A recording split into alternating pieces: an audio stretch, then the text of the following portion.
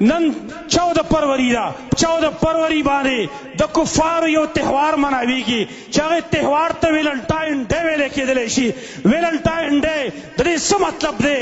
د دې مطلب هم دقه دی، کنجر خلک، زناکار خلک، فاسقان فاجران خلک، نوجوانان الکان او چینکۍ، هغوی به یو بل ته خپل محبت اظهار کوي، یو بل ته به دا وایي چې زه ستا سره محبت کوم، آی لو یو، زه ستا سره محبت کوم. جینۍ به ورته وایي چې آی لو یو، زه ستا سره محبت کوم.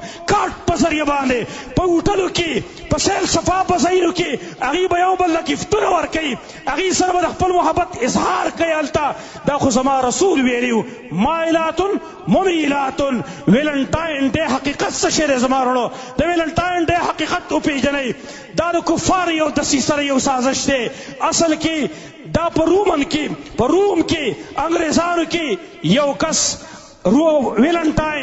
ویلنټاین دا یو کس یو نوجوان د خپل مذهب تبدیل کړی او د مذهب د تبدیلۍ په وجه باندې هغه جیل ته واستولی شو. جیل کې هغه چې کله ګرفتار و، د جیلر د لور سره د هغې معاشقه شروع شوه. د هغې نه وروسته هغه باندې چې کله پانسي ختله، پانسۍ نه مخکې هغه یو خط ولیکه. په خط کې لیکلي وو، خپل دقه محبوبې ته لیکلي وو چې ستا ویلنټاین تمہارا ویلنټاین، صرف دا الفاظ یې لیکلي وو. او د هغې نه انګریزانو یو تهوار جوړ کړو چې په دقه ورځ باندې په 14 فروری باندې چې ویلنټاین ته پانسي میلاو شوه، هغې د خپلې محبوبې سره د خپل محبت اظهار کړی و. هغه شانته به دا خلک رالګي، په دې ورځ باندې به کنجرتوب، زناکاري کوي، یو بل ته به د خپل محبت اظهار کوي. زما د الله کتاب هغه به پامال کېږي، زما د رسول سنت په پامال کېږي، زما سپینګي پلار او سپین سرې مور د هغې به عزت تار کېدلی شي، زما د عزتمند ورور عزت په تار کېدلی شي، زما د عزتمند خاندان عزت په تار کېدلی شي. هغه سپین سرې مور او هغه سپینګیری پلار هغې چې ټول عمر دله تربیت کړی و، زما نوجوان نسل به نن رالګي، جینۍ به رالګي، د خپل سپین سرې مور، د خپل سپینګیري پلار، د عزتمند وروڼو د هغې عزت به رالي.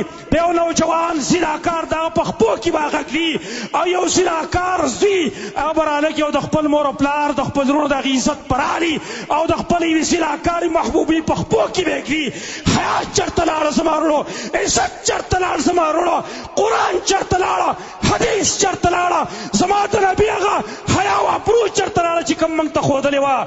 زما وروڼو، زما نبي خو دا ویلي و ما ته، ایاکم الدخول علی النساء، ګورئ ځان وساتئ، پردو زنانو خواله ورد نشئ. ګورئ، او دا یې ما ته ویلي و، اذا خرجت المرأة من بیتها استشرفها الشیطان.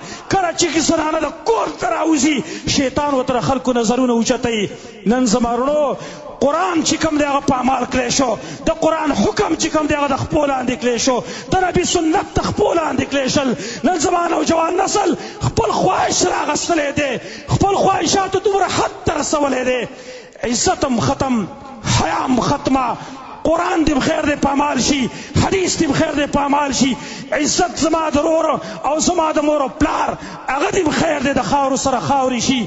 لیکن چې زما د یو چند منټو خواهش او شوق زما قرتې پوره شي.